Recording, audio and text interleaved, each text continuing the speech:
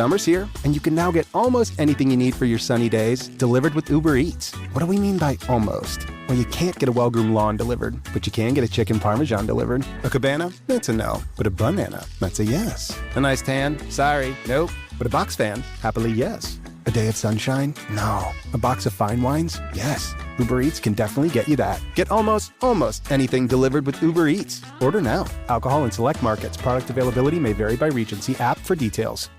Beat the heat and save at Whole Foods Market. Ice cream and frozen desserts are on sale for 50% off with Prime. That's 50% off brands like Jenny's, Good Pop, So Delicious, and more. Scoop some now, pack your freezer for later. And check out summertime sweets from the experts in the Whole Foods Market Bakery, like their sweet and fluffy angel food cake and limited time peach Marionberry pie. Summer is sweeter at Whole Foods Market. Shop in store and online now.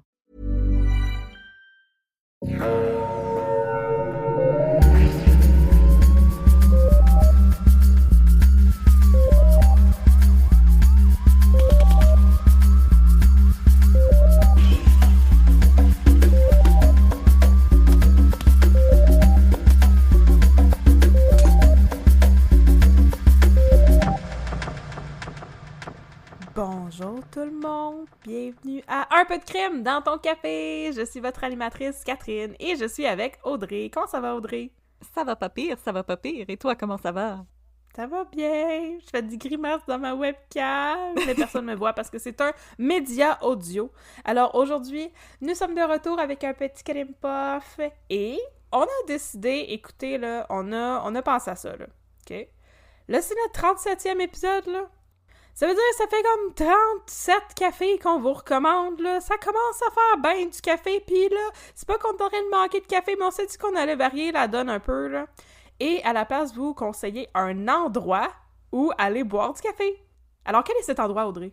Alors, le café dont j'aimerais parler aujourd'hui, c'est le Café Sherpa, qui se situe à Notre-Dame-du-Mont-Carmel. C'est pas la porte à côté, mais on est l'été et on s'est dit que probablement beaucoup de nos auditeurs et auditrices allaient voyager, bientôt partir en vacances et faire des petits arrêts sur le bord de la route. Alors, pourquoi pas aller dans un petit café local au lieu de lancer votre argent au Tim Hortons, qui font même pas du bon café anyway. Non, c'est pas optimal. On va dire ça de même. On va pas s'aliéner au Tim Hortons, mais c'est ça. Alors, pour ceux et celles qui ne savent pas c'est où Notre-Dame-du-Mont-Carmel... Comme moi, par exemple. C'est en Mauricie, près de Trois-Rivières et de Shawinigan. Bon, ma follow-up question était « C'est où la Mauricie? » Merci beaucoup. De rien, je suis là pour toi, mon chum. Je voyage pas beaucoup. Je reste dans mon sous-sol. Oui! Je me matérialise pour raconter des histoires de crimes. Yeah! Je connais le sud-ouest de Montréal. Le sud-ouest. Le sud-ouest. Avec des cowboys. Comme la sauce. Exactement. C'est d'ici qu'elle vient, la sauce du Subway. Little known fact. Le monde ne sait pas ça. Du sous-sol de Catherine. Oui. Exactement. Elle la brasse elle-même. Je veux pas dire je suis où, mais je sais pas pourquoi j'ai peur. Sans doute à cause de mon affaire de ce cher Gérald que je ne voulais pas... je veux pas le nommer, je veux pas me doxer. Non, c'est ça. OK. Alors, Notre-Dame-du-Mont-Carmel? Oui, ma recommandation de cette semaine, c'est le Café Sherpa situé à Notre-Dame-du-Mont-Carmel. C'est vraiment un endroit très, très, très carrément mignon. C'est tout petit, mais c'est super bien décoré. Le café était délicieux, les employés super sympathiques. Et en plus, dans le fond, le café est très petit, mais ils sont situés près d'un grand champ. Alors, il y a plein de tables dehors avec des guirlandes de lumière. Oh. C'est super joli. Et ils ont aussi, juste à côté, un food truck à tacos. Ah! Que je n'ai malheureusement pas pu essayer parce que moi, c'était fermé quand j'y étais. Mais mes amis qui habitent à Notre-Dame-du-Mont-Carmel, bonjour Nicolas et Elisabeth, si vous nous écoutez, m'ont confirmé que c'était des excellents tacos. Alors, pour vos envies de café et de nourriture mexicaine, si vous êtes à Notre-Dame-du-Mont-Carmel, je vous recommande le café Sherpa. C'était vraiment un très bel endroit où s'arrêter en route vers chez mes amis. Oh, c'est vraiment cute. J'aurais aimé pouvoir être là, mais malheureusement, j'étais pas là, j'étais dans mon sous-sol. Non, t'étais à Quaticook. Une autre fois. C'est vrai! J'étais à Quaticook à ce moment-là. En train de manger de la crème en glace. En train de manger de la crème à glace. Oui, parce que je l'ai déjà révélé à des gens qui nous ont écrit des courriels, fait que je peux le révéler en ondes. Mes parents ont une résidence secondaire, a.k.a. un chalet dans lequel ils vivent tout le temps. Aquaticook. Alors moi, j'étais à Aquaticook pendant ce temps-là à manger de la crème à glace. La petite molle du jour. Miaou! Miaou! Alors aujourd'hui, on a un crime puff qui adonne bien avec l'actualité, n'est-ce pas? Exactement. Alors de quoi on va parler aujourd'hui, Audrey? Alors, aujourd'hui, parce que toi et moi, on aime avoir un éventail assez large de crimes, Ben oui. ça va être un crime qui s'est passé dans le domaine sportif. Alors, c'est un joueur de hockey qui a commis ce crime et j'avais déjà écrit cette histoire-là avant que soit révélée l'affaire de Logan Mailloux, qui a été repêché par le Canadien de Montréal et qui a des accusations pour inconduite sexuelle contre lui. Alors, mon cas a un excellent timing par rapport à ce qui s'est passé dans l'actualité. Avoue qu'on dirait un nom de personnage dans District 31. Ben, c'est comme si, dans ma tête, c'est comme si Logan Paul avait un enfant avec le Doc Mayou. Ce serait un petit peu terrible. Ça serait excessivement terrible, c'est les deux pires personnes auxquelles je peux pas penser. C'est que l'enfant de Logan Paul et de Doc Mayou, ouais. Va jouer avec le Canadien dans la LNH. Mm-hmm. Alors, aujourd'hui, mon cas va être une sorte de confirmation que la LNH n'a jamais été particulièrement cool avec le traitement des femmes. Tu m'étonnes! Yeah! Toi pis moi, on se fait des thumbs up. Yeah. Y a-t-il déjà une organisation sportive d'hommes qui a été cool envers les femmes? On se le demande. Écrivez-nous un peu de crème à gmail.com. On lance ça dans l'univers. On lance ça dans les airs. Alors, aujourd'hui, je vais vous parler du joueur de hockey Tony Demers et du meurtre de Anita Robert. Juste avant de commencer mon cas, j'aimerais avertir nos auditeurs et nos auditrices qu'aujourd'hui, il va y avoir des mentions de violences faites aux femmes, Oui. de violences conjugales et de féminicide.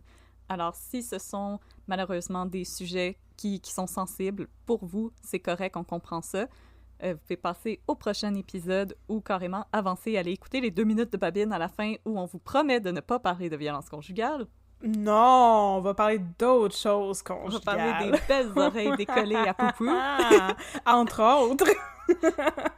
C'est correct. Prenez soin de vous. Pour nous, c'est ça le plus important dans la communauté d'un peu de crime dans ton café, de Absolument. savoir que nos auditeurs et nos auditrices sont toujours à l'aise avec les cas dont on parle. Mm-hmm. Alors, mes sources pour aujourd'hui, c'est un article du blog Who Killed Theresa, Oh! un article du blog Coolopolis et des articles d'époque dans les journaux le Sherbrooke Daily Record et le journal La Patrie.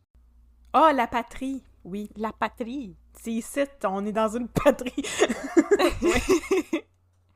Alors, Catherine, je vais mettre un peu de crime dans ton café. Vas-y fort.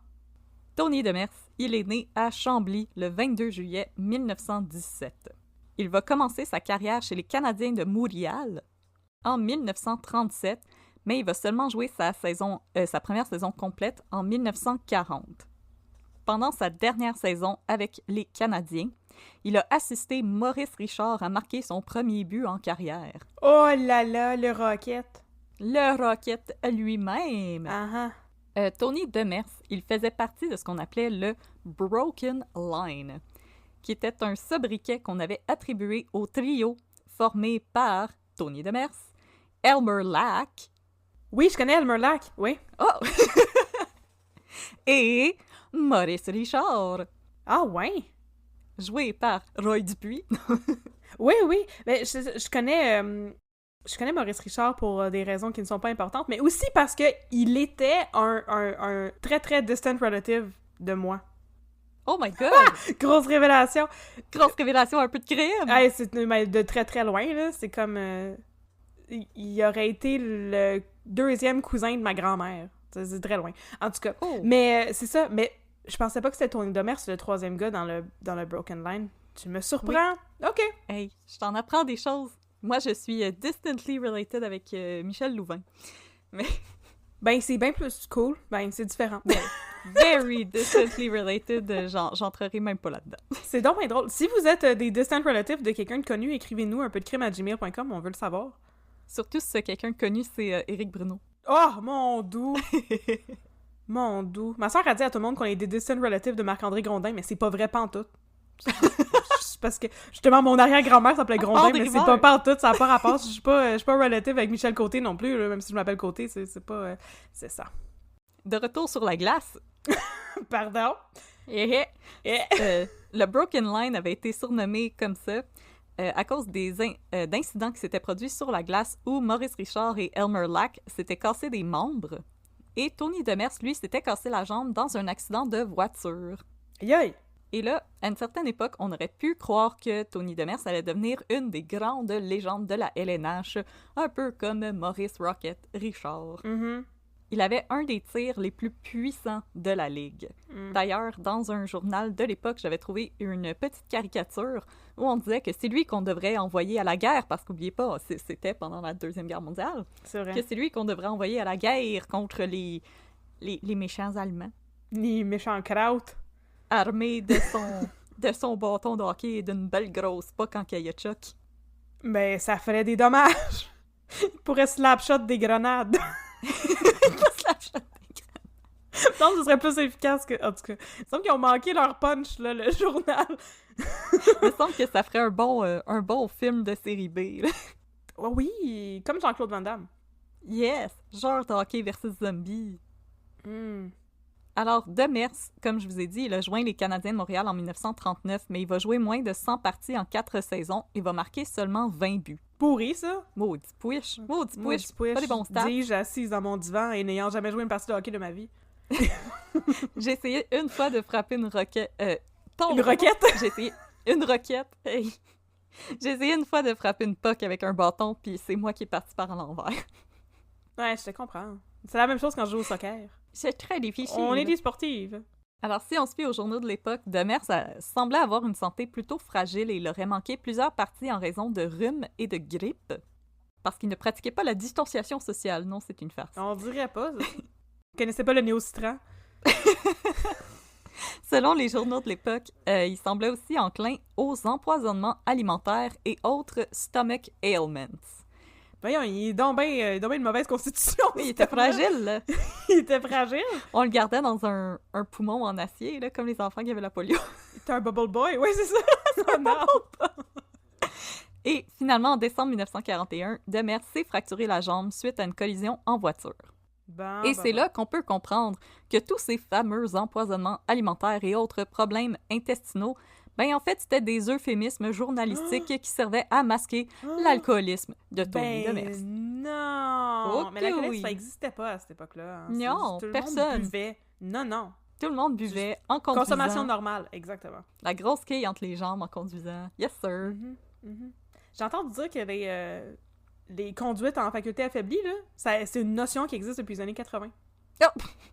Ça n'existait pas avant ça, conduire en faculté avec des facultés affaiblies. Je pense que c'est pas un problème. Juste conduire! Juste conduire, juste de même, avec ma quille de la batte. Je pense qu'on devrait arrêter de conduire sous... Puis là, l'autre personne te regarde en faisant comme il y a quelqu'un ici qui est allergique au fun. T'aimes pas ça avoir du fun dans la vie, toi? Et là, en 1943, l'entraîneur des Canadiens, Dick Irvin... Nice. Fun fact, Dick Irvin aurait été en grande partie responsable de l'émeute qui a suivi la suspension de Maurice Richard. Mais on n'en parle pas trop, parce que peut-être qu'on va vous faire un épisode là-dessus un jour. Peut-être. Alors, en 1943, Dick Irvin y est écœuré et il va recaler Demers aux ligues mineures. Ouais, mais il était trop chaud pour patiner. Il l'a mérité. Il patinait avec faculté affaiblie. Il patinait avec faculté affaiblie. Ça fait des moins bons slapshots de grenades, là, ça. Yes, sir. En 1944, le joueur va refaire une apparence dans les ligues majeures au sein des Rangers de New York. Voyons, il a été recalé, puis après ça, il a été repêché. Il a été repêché Maudit, avec il est les dur, lui. Rangers de New York. Ben, c'est pas pire, ça. Mais il va jouer une seule partie avec les Rangers de New York avant d'être à nouveau recalé dans les ligues mineures. Il était trop il poche. Il était trop poche. Où il va cependant avoir un certain succès avec les Saint-Francis de Sherbrooke, où il va marquer 53 buts, 58 passes et en 60 matchs, et remporter le trophée Vimy pour joueur le plus gentleman. On peut insérer une joke sur Sherbrooke ici, parce qu'on sait que les gens aiment quand on fait des jokes sur Sherbrooke. Yeah! Mais non, Ok, Sherbrooke, c'est pas- on c'est t'aime. super. Mais y a-tu arrêté de boire? Comment ça qu'il est capable de faire 58 buts en 60 parties, là? Il s'est rattrapé tout d'un coup? Non, c'est parce qu'il y a quelqu'un qui tassait le but, puis il avait mis Le une but télécommande sur le 3 but. fois plus large. C'était des buts de soccer. C'était des... Oh, oui, c'est ça. Et maintenant, je vous ai présenté Tony Demers. Je vais vous présenter Anita Robert. Mm. Anita Robert, elle était originaire de Quaticook et résidait avec ses parents, Monsieur et Madame John Laberge, Dans la laiterie de Quaticook. dans la laiterie de Quaticook. Mais là, même si elle habitait avec ses parents, Anita Robert, elle était mariée à un homme, Paul Robert, qui travaillait comme chef cuisinier au Banff Springs Hotel en Alberta. Dis donc, une belle vie, ça. C'est bien le fun, ça. Oui, elle était mariée, mais son mari était pas là, fait qu'elle pouvait faire ce qu'elle voulait. Son mari travaillait dans à peu près l'équivalent du Overlook Hotel. Ouais. Comme dans The Shining, mais là, c'est les Ça Rocheuses m'avait au vraiment Canada. donné des vibes de ça, là. Oui! C'est donc bien le fun. Apparemment, le mariage entre Anita et Paul Robert avait été fait de manière si rapide que ses parents n'avaient même pas encore fait la rencontre de Paul Robert, au moment où ils faisaient la rencontre de l'amant de leur fille, Tony Demers. Oh, parce qu'elle avait un amant, la petite vlimeuse. Ben oui, son mari était occupé à travailler à l'équivalent du Overlook Hotel, puis Ouais, c'est ça. Puis tu sais jamais s'il va revenir, tu sais, à la fin de la Non, saison. il y a S'il plein de va rester fantômes. là-bas, dans le bar avec les fantômes. non, il va se faire kidnapper par Stephen Harper. Ça arrive, c'est ça qui arrive quand on va dans l'Ouest. Restez chez vous, les jeunes. On ignore pour combien de temps Anita Robert avait fréquenté Tony Demers, qui vivait à l'hôtel Union à Sherbrooke, au coin des rues King et Alexandre. Il vivait dans un hôtel. Oui, ben à l'époque, ça a l'air d'être quelque chose d'assez commun, les gens qui vivaient dans des hôtels. OK. Au lieu de louer un appartement, tu loues une chambre d'hôtel. C'est très mystérieux. Il y avait autant d'argent que ça en étant dans les ligues mineures de Sherby?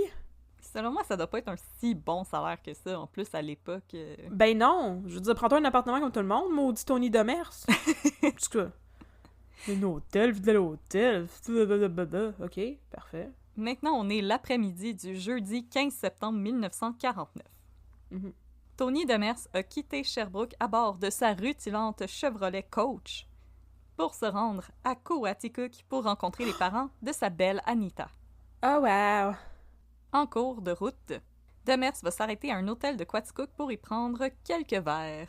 Ben pourquoi pas? Et pourquoi pas? Dans le temps, c'était correct, apparemment. Mais il avait soif. Puis il était nerveux, là, il allait rencontrer ses beaux-parents. Mais là, oui. Qui sont techniquement pas ses beaux-parents, parce qu'il est juste l'amant là, d'Anita Robert, puis on est quand même en 1949, là. Elle a du guts en tabarnouche de présenter son amant à ses parents. Je comprends même pas c'est quoi cette dynamique-là. Ils vont avoir une relation très proche. Faites ce que vous voulez, On pose pas de questions. auditeurs et auditrices chéris. Mhm. Mais là, s'il y en a parmi vous qui sont en couple depuis pas longtemps et que vous pensez que vous allez bientôt rencontrer les parents de votre douce ou de votre doux, Oui. sortez-vous un pad de papier et prenez des notes, parce que Tony Demers, là, il va vous montrer comment on fait ça, rencontrer des beaux-parents. Oh yes, j'ai hâte. He's the T'es man. prête? Ouais, je suis prête. Alors, peu après son arrivée et les salutations d'usage, Demers quitte la résidence des parents d'Anita pour se rendre dans un liquor store. Ben oui, écoute, faut que t'es gardes, keep them wanting more, là. Exactement, il faut les aider à s'hydrater. Alors, il va rapporter une bouteille de rye et 3 bouteilles de bière Bon choix. Pas pour la bière, pour le rye. qu'il va partager avec Anita, ses parents, et les 2 sœurs d'Anita, Laurette et Bella. Ah, ça c'est bon par exemple. T'amènes des cadeaux, mais tu sais, préférablement tu vas à la SAQ avant d'arriver à la maison. Tu fais pas juste arriver, repartir, revenir, tu sais. Exactement. Essayez de faire juste une commission. Comme Ouais. ça, vous avez l'air d'une personne qui est bien organisée dans la vie. Oui, oui, exactement. Pas d'un alcoolique qui comprend pas ce qu'il fait. Puis dépensez pas trop de gaz, hein, c'est pas bon pour l'environnement. Non, c'est vrai. Fait que, comme on peut voir, Tony Demers, il était pas mal généreux. Mais là, malgré sa généreuse offrande, Mhm. la rencontre avec Monsieur et Madame Laberge, elle se serait pas super bien déroulée. Ah non. Madame Laberge, elle objectait à ce que sa fille mariée fréquente un autre homme. Ouais, je peux la comprendre là-dessus. Tu sais, je pense que c'est quand même legit, là. Je pense que moi aussi, si j'arrivais à la maison avec Poupou, ma mère, elle serait comme... Il est où, Gabriel? T'es où ton chum d'avant? Oui, c'est ça! Qu'est-ce que j'ai manqué? Quand l'as-tu remplacé? Où est passée sa place à tes côtés? Oh! André Waters! André Waters. Ah, André Waters, yes.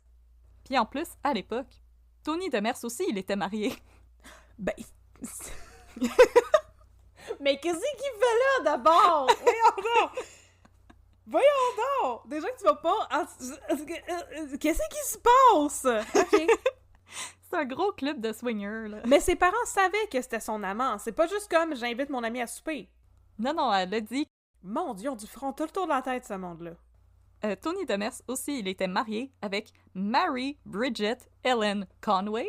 Cool. Avoir 4 noms, c'est cool. Elle avait vraiment beaucoup de noms. Mhm. Et c'était une réceptionniste pour l'Hôtel de Ville de Montréal. Nice! Ah! C'est pas une femme intelligente, Tony Demers. Oh! Yes! Yes! Mais Tony Demers et Anita Robert avaient apparemment tous les deux déposé des demandes de divorce auprès du Parlement du Canada 8 mois avant les événements. Ah ben là, c'est bien moins pire. T'aurais dû me dire ça au début. Je les aurais pas shame pour avoir trompé leur conjointe, là.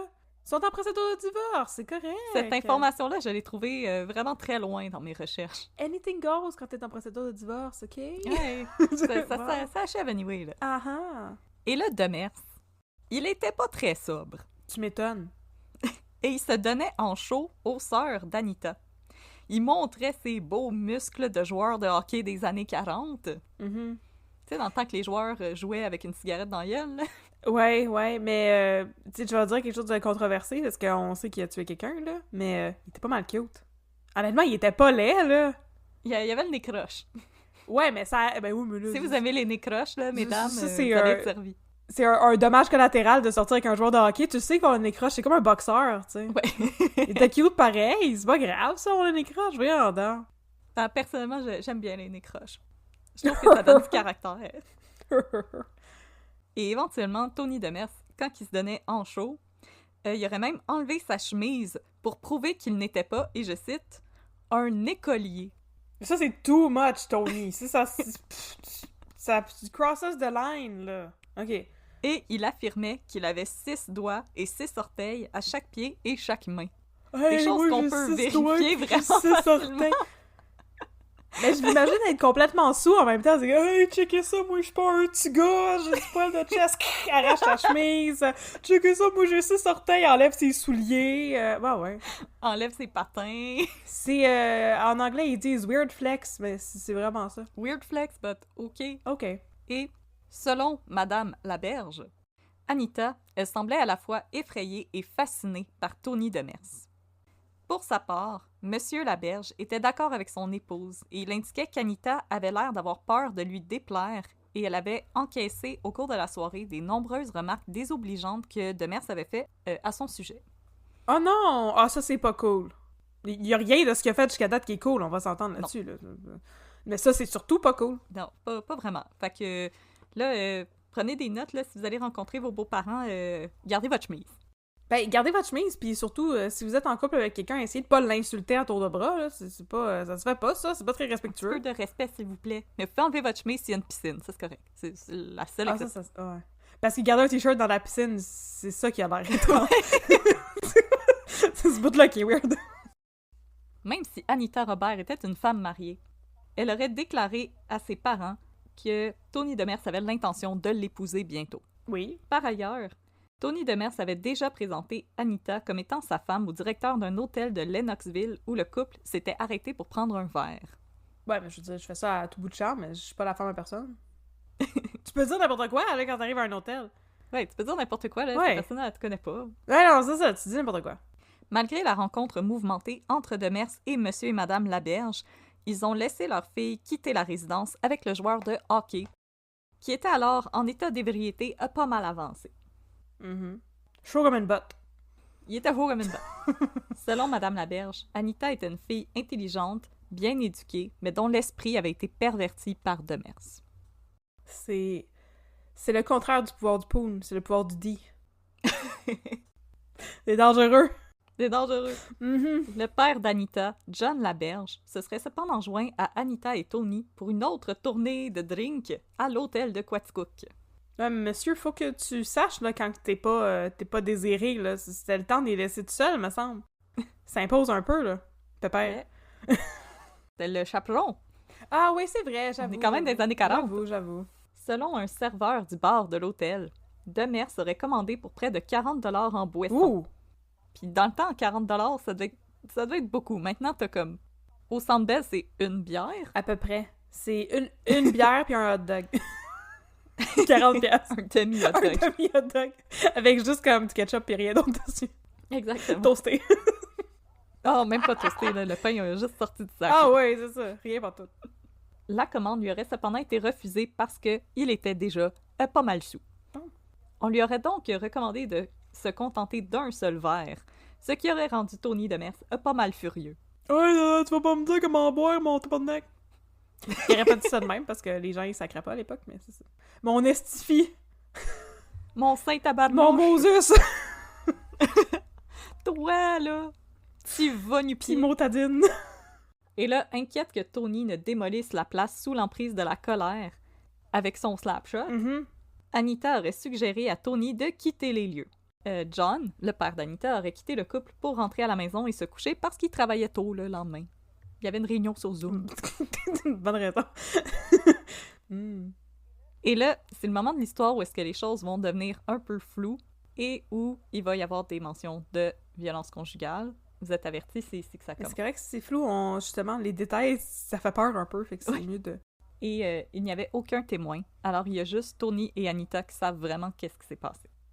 Dans la version des événements de Tony Demers, il aurait quitté Quaticook avec Anita pour se rendre à Magog, un trajet d'environ 45 minutes à travers des sentiers plutôt boisés. Là, je vous rappelle, on est en 1949, il n'y avait pas d'autoroute. Non, c'est vrai. Pendant le trajet, Anita se serait mise à faire une crise, convaincue que suite à la rencontre désastreuse avec sa famille, Tony ne l'aimerait plus et refuserait de l'épouser comme il le lui avait promis. Anita se serait sentie angoissée parce qu'elle avait affirmé à Demers que sa famille était riche, ce qui n'était vraiment pas le cas. Tony lui aurait cependant dit que cela ne lui importait pas, qu'il la marierait quand même. La jeune femme aurait alors tenté de sauter en bas du véhicule en marche. En tentant de la retenir, Demers aurait perdu le contrôle de son véhicule qui serait tombé dans un fossé. Toujours selon Demers, Anita Robert aurait alors perdu connaissance à la suite de l'embarder. Il l'aurait sortie du véhicule et placée sur la banquette arrière afin qu'elle soit plus confortable. Il serait ensuite retourné dans le siège du conducteur où il se serait endormi. Quand il s'est réveillé, il faisait jour. Et là, on est le lendemain des événements, donc le vendredi 16 septembre 1949. Tony Demers se serait rendu chez un ami qui résidait à Magog, Monsieur Robert Pruneau. Oh non! Pruneau! Monsieur Est-ce Pruneau! qu'il vit avec Cannelle et Grand-Papa B? L'histoire ne le dit pas. Je trouvais que c'était la place pour placer une joke parce que me semble que ça s'en vient dark, là, cette histoire-là. Ça s'en vient J'y dark. crois pas pantoute à son histoire d'accident de char. No. Oh! Une fois arrivé chez son ami, le joueur de hockey l'aurait informé qu'il avait quelque chose d'important à lui montrer. Un cadavre? Check ça, ça s'appelle des Vine Compilations, c'est vraiment le fun. Quand j'ai de la peine, je regarde. Oh! Demers aurait alors mené Pruneau au chalet de ce dernier, dans lequel Demers était entré par infraction. OK. Faites pas ça à vos amis, guys. OK. Et là, sur un sofa, il y avait Anita Robert qui était étendue nue et recouverte d'une couverture de laine. Ah! Selon Pruneau, Oui. selon Robert Pruneau, Ris pas, c'est sérieux, là! je sais, le corps de la jeune femme était couvert d'échymoses, Oh! de la tête aux pieds. Paniqué, Pruneau aurait ordonné à Demers d'amener la jeune femme à l'hôpital le plus rapidement possible.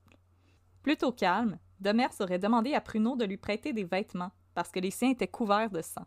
Après que Pruneau lui eut remis des habits propres, Demers lui aurait demandé d'amener les siens chez un nettoyeur de Sherbrooke. Une fois changé, Demers a amené Anita Robert à l'hôpital de la Providence à Magog. Quand on lui a demandé ce qui s'était passé, Demers a simplement répondu « Une bagarre, j'imagine ». Pendant que l'équipe médicale s'affairait à soigner Anita Robert, Demers aurait quitté l'hôpital à de nombreuses reprises. Lorsqu'il est revenu pour la 3e fois, il aurait informé le médecin en charge que si l'affaire était bientôt réglée et passée sous silence, il aurait droit à une grosse récompense. Anita Robert est décédée l'après-midi même. Elle avait 32 ans. Son autopsie a permis de révéler qu'elle était morte d'une hémorragie à la boîte crânienne. Elle était couverte d'échymoses, elle avait un œil au beurre noir et son nez était fracturé. Toujours selon le rapport du coroner, les coups fatals auraient été portés par un objet contondant, par exemple un coup de poing. Un coup de poing, c'est un objet contondant? Oui. Ben oui, on a. Surtout quand c'est un joueur de hockey qui est réputé pour avoir un méchant slapshot. Oui. Fait que c'est maintenant que j'arrête de dire qu'il était cute puis que je dis qu'on devrait le pendre par ses couilles ou son nez croche de Tony Demers. De bonnes options, selon moi. Des bonnes options. Un petit... tu sais, un hameçon dans le nez, là. C'est ça.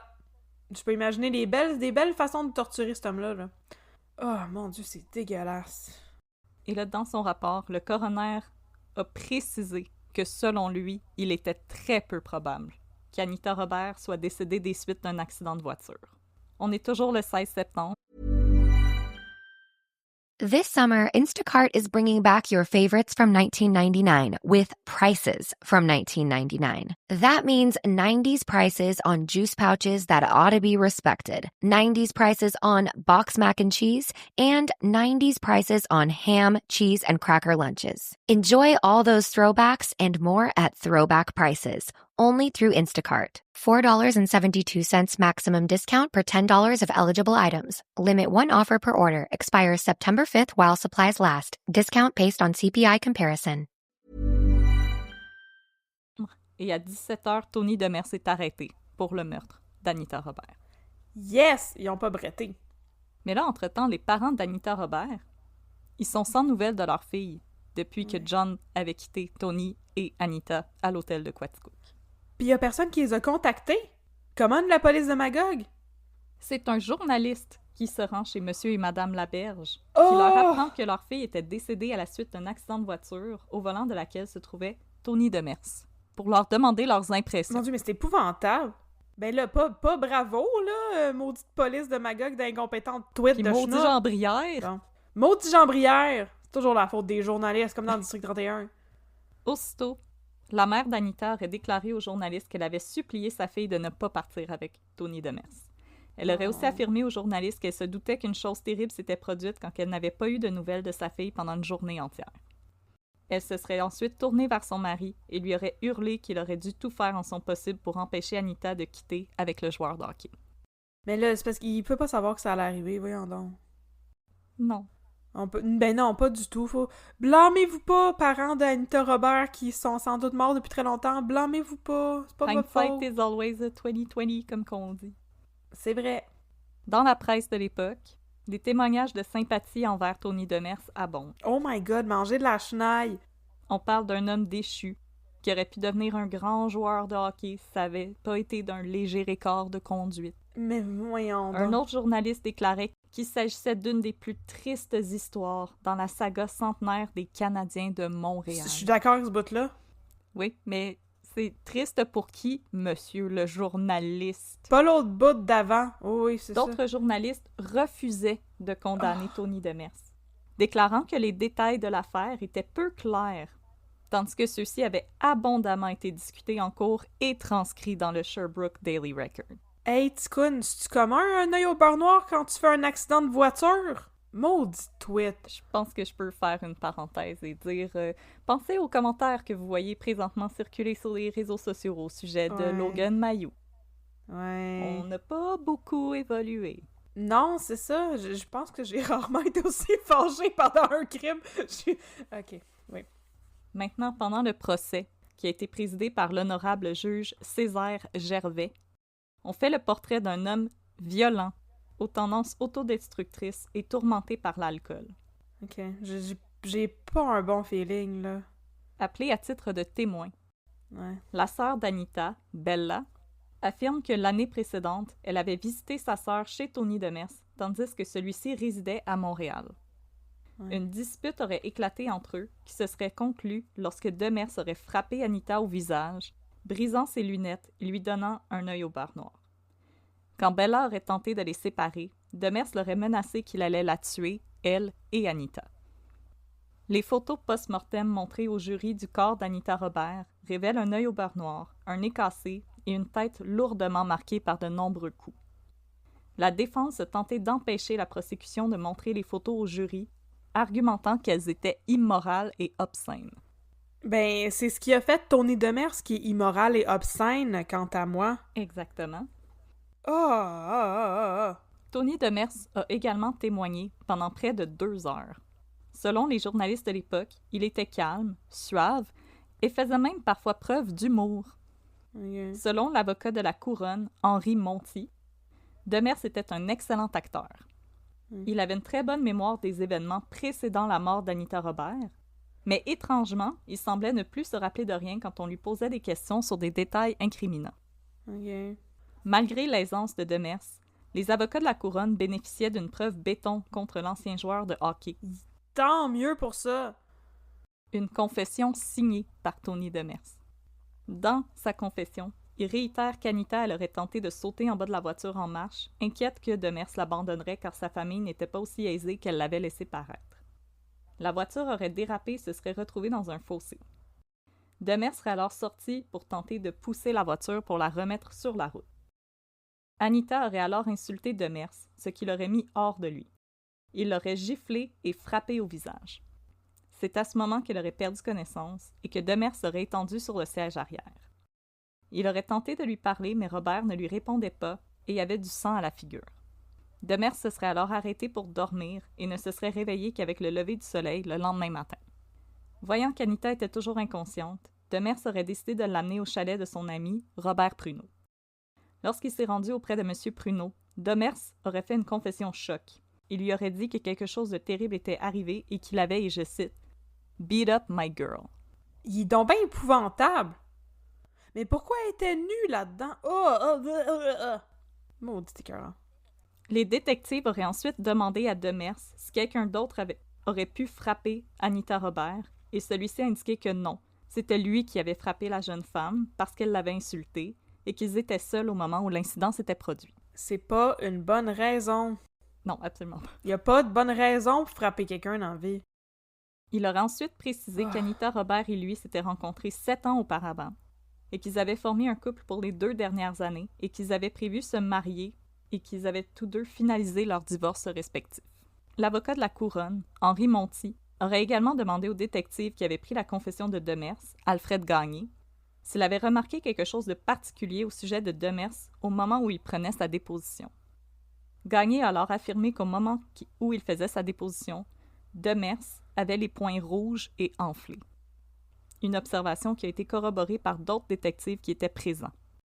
Si les avocats de la défense ont tenté d'empêcher la confession de Demers d'être employée comme preuve pendant le procès, en affirmant que celle-ci avait été obtenue à l'aide de menaces et de chantage de la part des policiers, le juge a refusé la requête parce que selon lui, Demers avait produit cette confession de son propre accord, étant dit qu'il était sain d'esprit. Jean-Marie Roussel, l'expert médico-légal qui avait procédé à l'autopsie d'Anita Robert, a aussi été appelé à témoigner. Questionné par le maître Monti, il a affirmé qu'au moment de sa mort, un caillot de sang de près d'1/4 de pouce d'épaisseur couvrait la surface du crâne de la jeune femme. Elle avait plusieurs hémorragies au cerveau, hémorragies qui avaient éventuellement résulté en sa mort. Lorsque maître Monti a demandé ce qui avait pu provoquer de telles blessures, le docteur Roussel était catégorique. Un objet contondant, par exemple une grosse pierre, une planche en bois ou des poings. Le docteur Roussel a également affirmé qu'ont été retrouvés dans la voiture de Demers des vêtements tachés de sang, dont les housses de siège de la voiture, le manteau d'Anita Robert, un soutien-gorge qui était également déchiré, une blouse de femme, une chaussette d'homme, un pantalon, une cravate, un oreiller et une couverture. Le jury n'a délibéré que 10 minutes avant de trouver Tony Demers coupable d'homicide involontaire. Ah, excusez mon français, mais fuck off. OK. À l'époque, si Demers avait été reconnu coupable de meurtre, il aurait été condamné à la pendaison. Oui. Parce qu'il y avait la peine de mort jusque dans les années 60 au Canada. Oui. Je suis pas pro peine de mort, mais dans ce cas-ci, j'aurais pu faire une exception, mettons. J'ai le goût de brailler. OK. Oh. Oui. Puis justement, quand tu me demandais pourquoi elle était nue, j'aime mieux pas le savoir. Ouais, je peux me l'imaginer. Avec le soutien-gorge déchiré puis tout ça, je pense... C'est pas mal évident. Je pouvais ne pas répondre à cette question. Non. Maudit écœurant. Fait qu'il a fait combien de temps de prison? 2 jours et demi? Demers a échappé à la peine capitale et a écopé d'une sentence de 25 ans. OK. Qui a été réduite à 15. OK. Parce que le jury avait fait une demande de clémence qui lui a été accordée. Wow! OK. Pour quelle raison? Je le sais pas. J'ai honnêtement pas trouvé pourquoi. Je suis désolée, je suis plus capable d'être drôle, je suis trop fâchée présentement. Mais pour quelle raison? C'est... Ah! Mon Dieu! OK. Au moment de prononcer son verdict, le juge a condamné les actions de Demers, affirmant que la sentence dont il écopait mettrait fin à sa brillante carrière d'athlète international. Elle était pas brillante, sa carrière. Il était pas capable d'arrêter de boire assez longtemps pour jouer dans les ligues majeures. Non, il a passé beaucoup de temps sur le banc. C'est ça, avec une quille. Comme dans la célèbre chanson de Céline Garou, « Sur le banc ». Et si tu crois que ma carrière est finie, t'as raison. Parce que je suis un écœurant qui est pas capable de se contrôler. Au final, là je m'excuse Catherine. Oh non! Demers a servi 8 des 15 ans de prison dont il avait écopé pour le meurtre brutal de celle qu'il avait prévu épouser. OK. Il a été relâché en 1957 et là, j'espère que vous tenez quelque chose dans vos mains, comme une petite balle anti-stress. Non, mais je devrais peut-être aller m'en chercher une, là. Tony Demers a pu participer à des matchs étoiles avec ses anciens coéquipiers de Sherbrooke.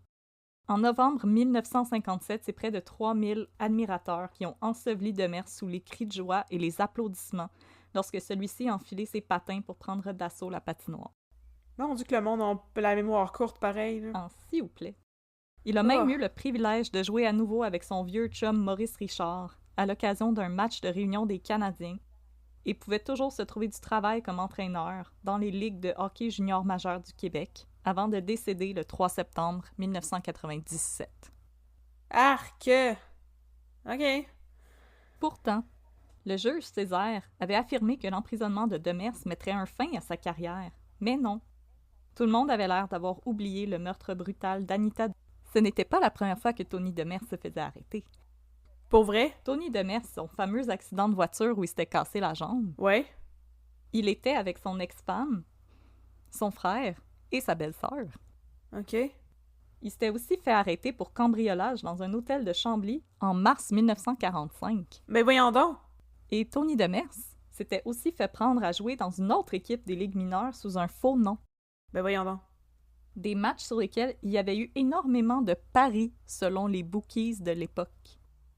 Toujours, Demers s'en est sorti avec une petite tape sur le poignet. C'est dégueulasse.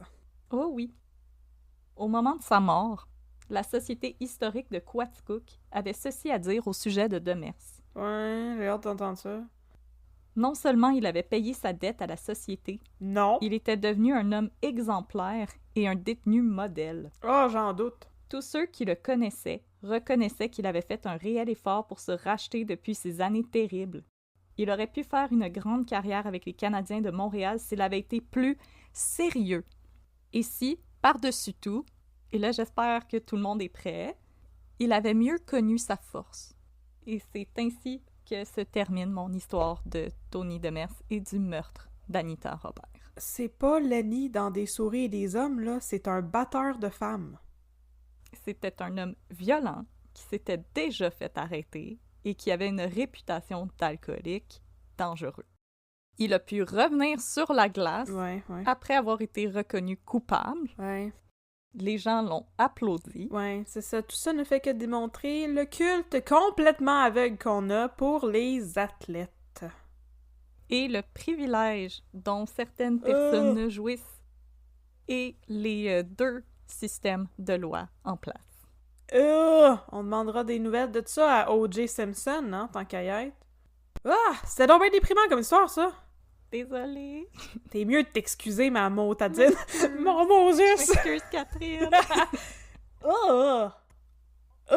Alors oui, il n'a eu que très peu de conséquences. Alors, les hommes qui bénéficient de privilèges devant la loi, quand ils sont des acteurs, des chanteurs, des athlètes, ben ça date pas de 2020. Non, c'est ça. Parce que mon histoire s'est passée dans les années 50. Et maintenant, qu'est-ce qu'on voit? Exactement la même chose, avec des choses extrêmement similaires dans la presse aussi. Des commentaires de sympathie, de « c'est juste une erreur, c'est juste un accident, on peut pas y enlever toute sa vie, il faut qu'on lui donne une deuxième chance, pauvre petit gars, il a fait une erreur. » Puis en plus, Tony Demers avait 33 ans C'était pas un petit gars. au moment de la mort d'Anita Robert. C'était plus un petit gars, là. Il savait ce qu'il faisait, c'était un homme. Là, on va faire un petit éditorial, là. Le cancel culture, ça va trop loin des fois. Mais sérieusement, il y a des gros trous dans le système de justice. Puis il y a des gens qui passent entre les mailles du filet et qui devraient avoir reçu des peines exemplaires, justement pour montrer qu'il y a des actions qui sont répréhensibles et qui ne doivent jamais être acceptées ou tolérées. Puis il me semble que lui serait été un bon cas, là, pour faire un exemple. Justement, ces personnes-là qui sont plus en vue, leur donner des sentences exemplaires, ça envoie le message de ces actes ne sont jamais tolérés. Point final à la ligne. Peu importe si tu as du talent au hockey, en poterie, en acting, Au football. ce ne sera pas toléré. Comme O.J. Simpson. Comme Logan Mayou. Comme Logan Mayou. Comme Brock Turner. La liste est longue de gens qui s'en tirent avec très peu de conséquences après avoir agressé les gens. Avec un doigt qu'on agite en leur direction avec des gros yeux fâchés. Ouais. À ce propos, si vous aviez envie d'être déprimé, vous pouvez aller regarder le documentaire qu'Audrey et moi ne voulons pas regarder parce qu'on a trop peur que notre cœur brise. La parfaite victime. Oui, qui est présentement, ben là, on enregistre un petit peu à l'avance, mais qui devrait être diffusé au Cinéma du Parc, Cinéma du Musée, Cinéma Beaubien, dans ce groupe de cinéma-là. Ça a l'air... Le cinéma du quartier latin aussi. Ah, parfait. Ouais, un petit peu partout. Honnêtement, moi, j'ai juste vu l'annonce quand j'ai été au cinéma l'autre jour, et juste l'annonce m'a donné envie de pleurer. Oui, je te comprends. Donc c'est ça, c'est un documentaire sur justement le système de justice et la manière dont le système de justice ne rend pas du tout service aux femmes et aux personnes en général qui veulent avoir justice pour ce qui leur est arrivé. Oui, qui veulent déclarer, c'est ça, qui ont été victimes d'agression ou d'harcèlement ou de violence sexuelle en général. Wow! C'était déprimant, cette histoire! Puis là, je vais spoiler quelque chose dont je vais parler dans un autre épisode, là, mais 8 ans, là... C'est rien. 8 ans, c'est moins que la plupart des membres du FLQ qui ont été envoyés en prison. Oui. C'est pas mal épouvantable. Puis on va s'entendre que la plupart des membres du FLQ avaient juste fait exploser des boîtes à mal. Et personne n'était mort de ces explosions-là, là. C'était juste un... Non, c'est ça. Il y en a il y a des gens qui sont morts, bien sûr, je vais en reparler bientôt, je vais faire des épisodes sur le FLQ, mais il y a des gens qui sont morts, puis ceux qui étaient responsables de ces attaques-là ont servi des peines de prison plus considérables, mais il y a des gens qui étaient juste accusés de complot, qui ont fait 15, 17 ans de prison, là, avec le FLQ, c'est... Voir qu'il a fait 8 ans, c'est donc bien terrible. On aimerait juste rappeler, si jamais vous avez des gens que vous connaissez qui sont dans des situations de violence conjugale, si vous êtes dans une situation similaire, il y a de l'aide. Par exemple, sosviolenceconjugale.ca, où vous pouvez avoir du support pour aider quelqu'un. Vous pouvez être en contact avec quelqu'un qui va pouvoir vous aider. Donc, si vous avez des gens dans votre entourage qui ont besoin d'aide, sachez qu'il y a des ressources qui sont faciles à trouver sur Internet et on vous encourage à aller chercher ces ressources-là. Oui. On vous encourage à aller chercher parce que la confrontation directe, c'est pas toujours la bonne solution. En fait, c'est rarement la bonne solution quand on a l'impression que quelqu'un qu'on connaît est en danger. C'est souvent mieux de ne pas confronter son agresseur directement, mettons. Il y a des manières de s'y prendre, il y a des professionnels qui sont là pour vous aider. Fait que si vous êtes dans une situation comme ça, vous avez besoin d'aide ou de ressources, on vous invite à aller vérifier ces ressources-là, ou si vous connaissez quelqu'un que vous voulez lui venir en aide, il y a des gens qui peuvent vous encadrer et vous aider à accompagner ces gens-là dans des démarches pour se détacher de leur milieu de violence.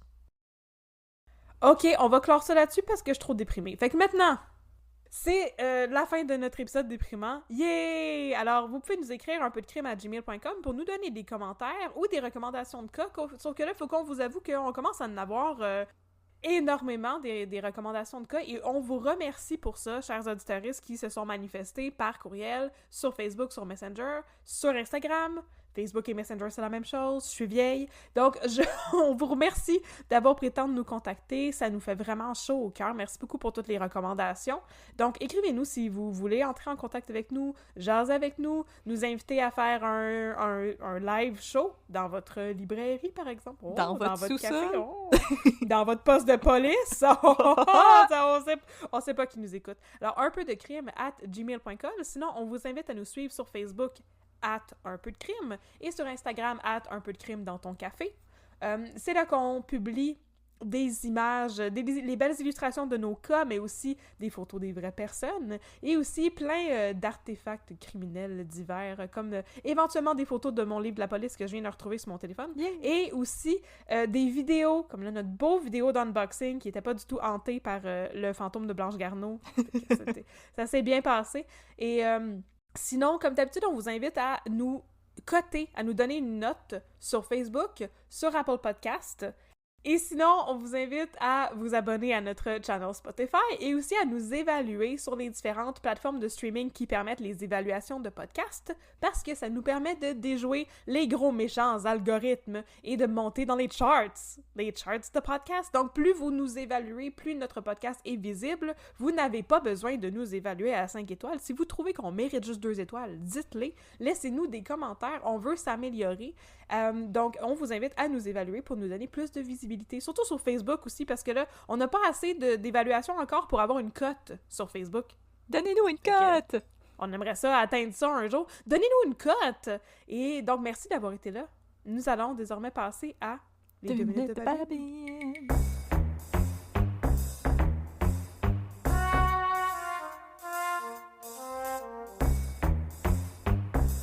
Fait que là, partner. Ouais, mon chum, je t'écoute. J'ai quelque chose de bien sérieux à te conter. Ah, vas-y, je suis prêt, là. J'ai ma grosse tasse du SPGM avec un gros café noir. Je t'écoute, mon chum. C'est bon, ça. C'est une histoire conjugale. Oh! Puis une histoire de violence. Oh non! Mais pas de violence contre les femmes, inquiète-toi pas. Ah, ok. Je suis rassurée, là. Oh, non, il irait pas là. J'allais suer dans mon petit veston de Simon, ce moment-là. Non. Fait que, un matin, au district, Poupou. Oh, le beau Poupou. Avec ses oreilles décollées. Le beau Poupou. S'en va voir Babine. Oh. Puis il dit, tu fais-tu quelque chose un matin? Viens-t'en avec moi, il faut que je t'amène faire de quoi? Puis là, Babine, qui est pas plus intelligent qu'il faut, ne pose aucune question. Et fait juste suivre Poupou. Ben moi aussi, si Poupou me disait de le suivre, ok, pas de trouble. M'en viens. Et puis en plus, t'aurais aimé ça en tabarnouche parce que Poupou l'amène dans un hôtel. Il y a du game! Là, il s'en va au comptoir, puis il dit, oui, j'aimerais ça savoir si vous avez quelqu'un du nom de blablabla qui a pris une chambre. On est des policiers. Puis là, la fille au comptoir est comme « Oh, on peut pas juste donner des informations comme ça. » Fait que là, Poupou prend une feuille dans sa poche, puis la shake dans sa face pendant 1/4 de seconde, puis il est comme « Check, j'ai un mandat! » Puis il remet la feuille dans sa poche.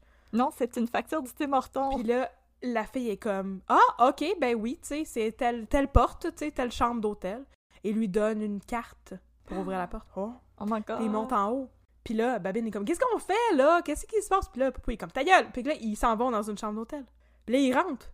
Mais ce n'est pas une descente de police, c'est parce qu'il s'en allait coincer sa femme qui était en train de le tromper. Oh non, Poupou! La femme de Poupou avait une aventure! Fait que là, il rentre dans la chambre, puis là, il se pitch sur le gars, puis il est comme, toi et mon écœurant, parce qu'en fait, c'est son meilleur ami qui couche avec sa femme, mais c'est-tu pas assez dégueulasse? Son meilleur ami, c'est pas Babine!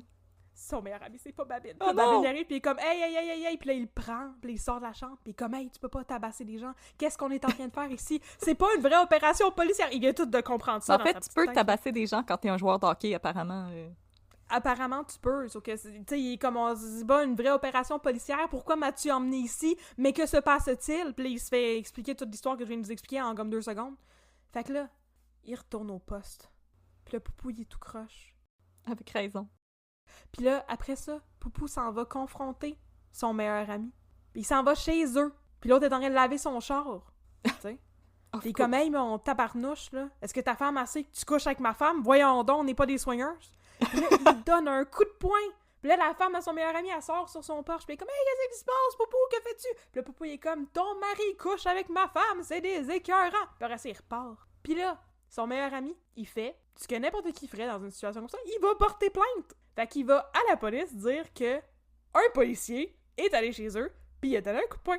Mais il mentionne pas le bout où est-ce qu'il dit qu'il couche avec la femme du policier, donc. Non, c'était pas C'est important. pas nécessaire. Fait que là, les enquêtes internes décident de s'en mêler parce qu'ils finissent par comprendre que Poupou a fait une fausse descente dans une chambre d'hôtel, accompagné de Babine, qui était accessory to the fact. Ouais, parce qui, qu'il lui, savait était pas comme, pantoute je voulais ce qu'il tellement faisait. pas être là! J'avais rien à faire là-bas, moi, là. Fait que là, il décide d'enquêter là-dessus, et il réalise rapidement que le mandat que Poupou avait montré à la jeune réceptionniste pour avoir la clé de la chambre était, en fait, effectivement, comme une facture de Tim Hortons. C'était pas un vrai mandat. Mais là, faire des faux mandats, est-ce légal? Non! Ça l'est pas. Fait que là, il commence à enquêter là-dessus. Puis là, Poupou, il est dans le chenoute, là. Puis là, il se fait... il se fait pas rétrograder, mais comme pour l'instant, il lui donne des tâches différentes, là. Puis là, il est à l'accueil, là, pour buzzer les gens. Puis il a plus le droit d'être un détective, là. Oh Puis non! là, il demande un témoignage à Babine. Il est avec Jérôme! Fait que là, les gars des enquêtes internes demandent à Babine son témoignage. Puis ils disent, avez-vous vu le mandat qu'il a montré? Puis Babine est comme, ben non, il l'a montré pendant une demi-seconde, mais j'ai pas remis ça en question parce que je suis un épais. Puis là... Ils sont en train de réaliser que, peut-être que Poupou, il s'est laissé emporter, puis t'as pas le droit de faire ça, des faux mandats, tu sais, puis c'est une bonne cause pour, mettons, le renvoyer de la police, ou, tu sais, le rétrograder au grade de gendarme, tu sais, il va retourner faire de la patrouille, tu sais. Poupou ne voit pas ça d'un bon œil, puis en plus, il est full trash metal depressed, comme dirait Jocelyne dans Radio Enfer, parce que sa femme le trompe. C'est pas le fun. Non, c'est pas le fun. Puis là, il va confronter sa femme, puis l'explication qu'il a, c'est parce que lui, il est stérile, puis sa femme voulait porter des enfants, puis c'était très important pour elle de porter un enfant dans son ventre. Puis il est comme, je comprends dans le fond pourquoi qu'elle me trompe, c'est parce qu'elle veut tomber enceinte, mais là... Si elle était tombée enceinte, il se serait bien rendu compte qu'elle le trompait. Oui. Puis de toute manière, c'est quoi qui t'empêche d'aller faire de la fécondation in vitro avec le sperme à quelqu'un d'autre? Tu sais, il y avait bien des... Oui. Le raisonnement était pas tout là. Comme il essaye de justifier le comportement de sa blonde, mais en fait, c'est peut-être juste que sa blonde, c'était une écœurante qui voulait le tromper avec son meilleur ami. C'est peut-être juste ça. Fait que là, il menace de se faire mettre à porte, là. Mais il peut pas se faire mettre à porte, tu sais, alors qu'il entre en scène, mais c'est... Laurent Cloutier, Oh, notre Laurent! renegade lieutenant préféré. Fait que là, Laurent Cloutier s'en va voir la réceptionniste. Puis là, il explique là, que Poupou, il va peut-être perdre sa job, tu sais. Puis c'était sa femme dans la chambre d'hôtel. Puis c'est donc ben triste que ce qui arrive, tu sais. Fait que ce serait bien que la réceptionniste change son témoignage auprès des enquêtes internes pour dire qu'elle a pas vraiment vu de mandat, dans le fond. Puis là, la réceptionniste était comme... Ouais, ça me va. Pas besoin de me tordre le bras, tu sais, pas besoin de donner de pot de vin. Oui, mais ça me semble être la bonne chose à faire. Je veux empêcher Poupou de perdre sa job. Fait que là, elle rappelle les enquêtes internes, puis elle leur dit « Non, finalement, j'avais pas vu de mandat. » Puis là, les gars des enquêtes internes sont comme « Hey, madame, tu nous as dit que t'avais vu un mandat. » Puis elle est comme « Ouais, mais peut-être que je suis une épaisse.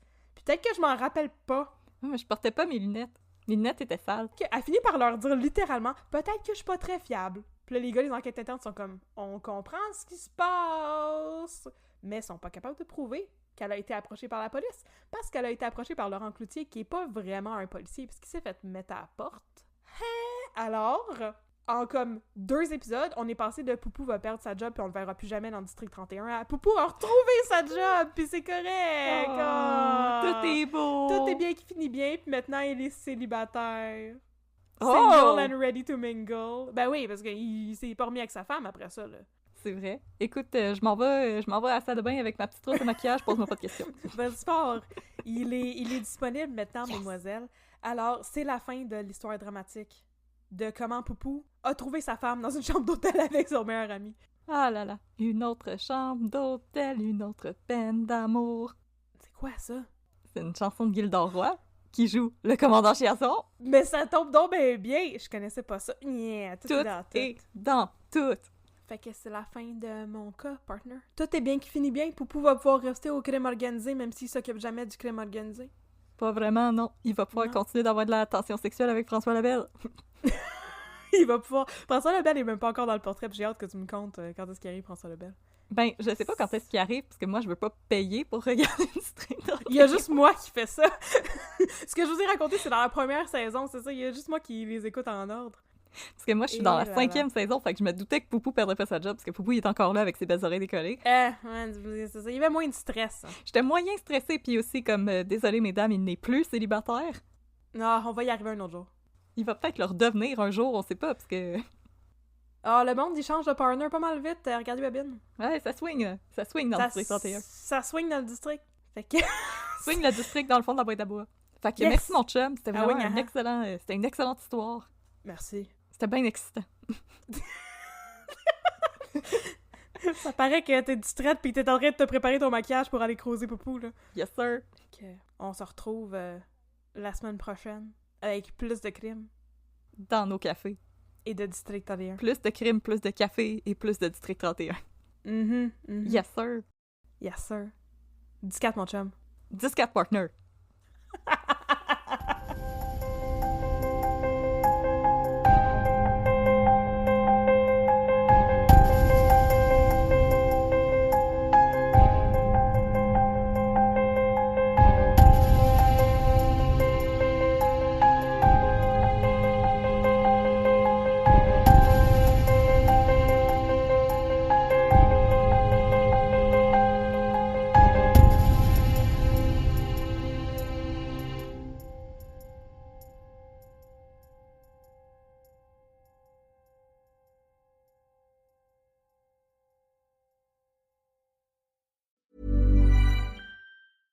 Summer's here, and you can now get almost anything you need for your sunny days delivered with Uber Eats. What do we mean by almost? Well, you can't get a well-groomed lawn delivered, but you can get a chicken parmesan delivered. A cabana? That's a no. But a banana? That's a yes. A nice tan? Sorry, nope. But a box fan? Happily, yes. A day of sunshine? No. A box of fine wines? Yes. Uber Eats can definitely get you that. Get almost anything delivered with Uber Eats. Order now. Alcohol in select markets. Product availability may vary by region. See app for details.